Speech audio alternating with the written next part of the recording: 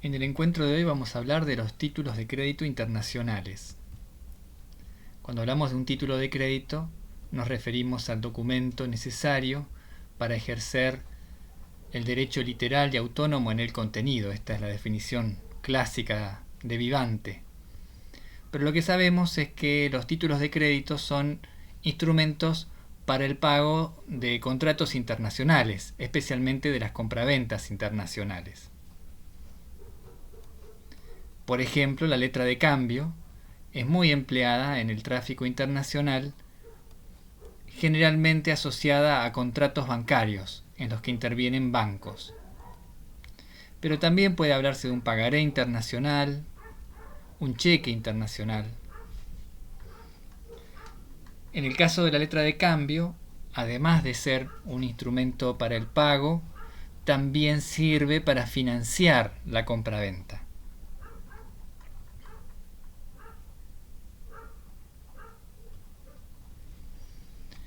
Para verlo vamos a analizar un caso que encontramos en el parágrafo 149 del libro de casos. Nos encontramos con este documento, es una letra de cambio, se ve ahí por $51.489, emitida en Porto Alegre. Vemos que dice que el día 6 de diciembre de 1983, el caso tiene sus años, dice: pagará por este primer ejemplar de letra de cambio al Banco de Brasil o a su orden. Ahí se ve que dice que es girada bajo la carta de crédito irrevocable del Banco Royal Sociedad Anónima. Esto es un contrato bancario, un crédito documentario en el cual va a intervenir este Banco Royal y que se va a emplear esta letra de cambio como instrumento. Está dirigida al señor Astilleros Entre Ríos y la firma Máquinas Águila Sociedad Anónima. Acá se dice que de parte de Astilleros Entre Ríos también aparece una firma. Y al reverso, en el dorso del documento, se puede leer la firma de varios avalistas y la leyenda "Páguese a la orden", está en inglés, "Páguese a la orden del Banco Royal Sociedad Anónima", y la firma del representante del Banco Royal do Brasil Porto Alegre. Finalmente, al pie aparece la firma del Banco Royal. Vamos a ver cuáles son las partes de una letra de cambio. En este esquema aparecen quiénes son las partes que intervienen en una letra de cambio. ¿Quién es el librador de esta letra de cambio? Bueno, es Máquinas Águila. Es una empresa con domicilio en Brasil. Y como vemos, esta letra de cambio ha sido girada a favor del Banco do Brasil. Es el tomador de la letra de cambio.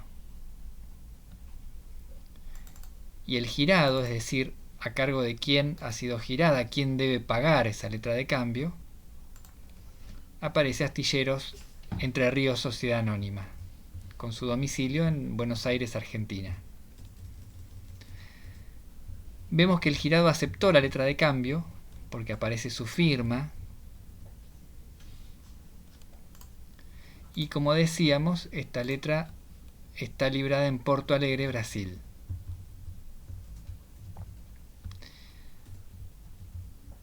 En tanto, debe ser pagada en Buenos Aires, Argentina.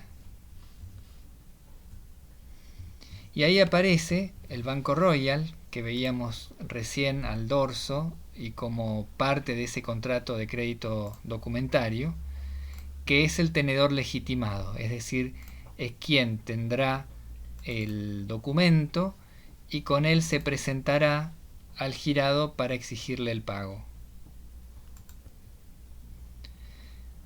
Si pasamos a analizar las fuentes normativas de los títulos de crédito internacionales, vamos a ver que ahí aparecen los tratados de Montevideo de derecho comercial. En el caso, y después de estos tratados de Montevideo aparece la Convención Interamericana sobre Conflicto de Leyes en materia de letras de cambio en la CIDIP I. Como vemos, en el tema de letras de cambio, la mayoría de los países, los 3 países firmantes del Tratado de Derecho Comercial Terrestre e Internacional de Montevideo de 1940, también lo son de la Convención Interamericana. Por esa razón, el Tratado de Derecho Comercial Terrestre de Montevideo de 1940 se encuentra desplazado por la Convención Interamericana, no lo vamos a aplicar en ningún caso. En cambio, sí va a seguir resultando aplicable el Tratado de Derecho Comercial de 1889 solamente respecto de Bolivia y Colombia. Fuera de esta fuente normativa, como vemos, resulta aplicable el Código Civil y Comercial como fuente interna.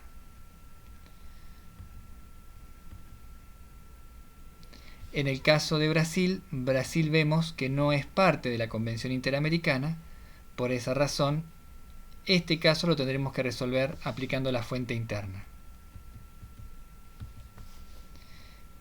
Vamos a ver cuál es la norma de jurisdicción, dónde podría iniciarse esta demanda.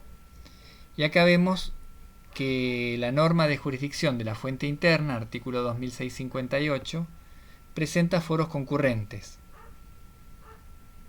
El del lugar donde la obligación debe cumplirse, por un lado, y el domicilio del demandado, lógicamente a opción del actor. Son los mismos criterios atributivos de jurisdicción que tiene la Convención Interamericana en su artículo 8. De hecho, esta norma es la fuente en la que se inspira el legislador para la fuente interna. Hay que prestar atención porque en materia de cheques el Código Civil y Comercial contiene una norma distinta. En materia de cheques van a ser competentes los jueces del domicilio del banco girado o del domicilio del demandado.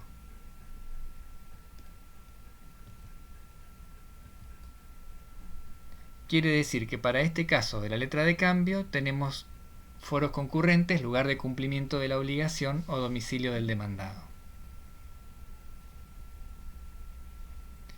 Este del domicilio del demandado también es el criterio atributivo de jurisdicción contenido en el Tratado de Montevideo de Derecho Comercial de 1889.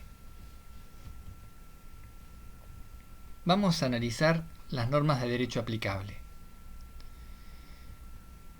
Vamos a ver que las normas aplican el método analítico y vemos entonces cómo se regula con distintas normas la capacidad de las partes para librar o para intervenir en un título de crédito, la forma, la validez formal del instrumento, las obligaciones que contraen las partes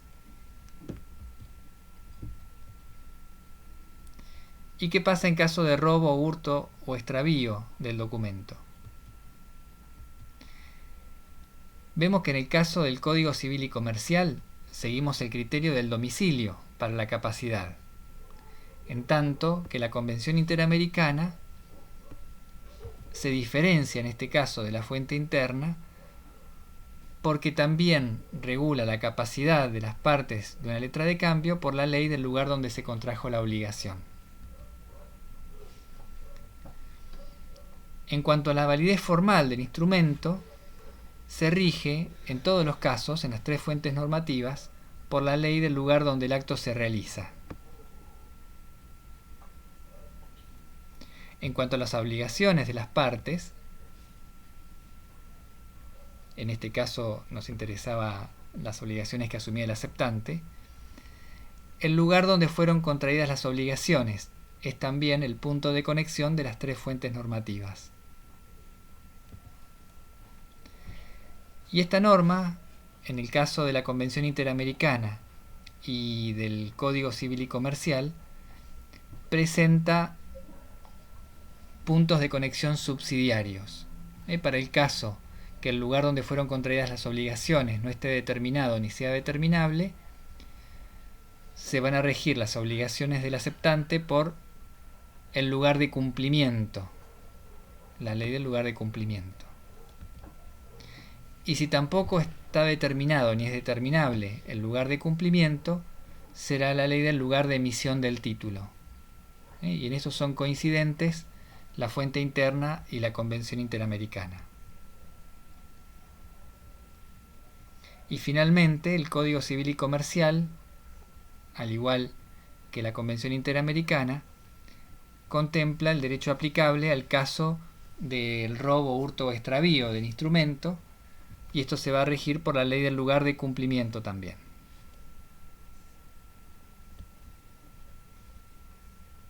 En cuanto al cheque, recordemos que Argentina no es parte de la Convención Interamericana de Cheque, de manera que van a ser aplicables o el Tratado de Montevideo de Derecho Comercial Terrestre de 1940, que tiene como punto de conexión el lugar de pago,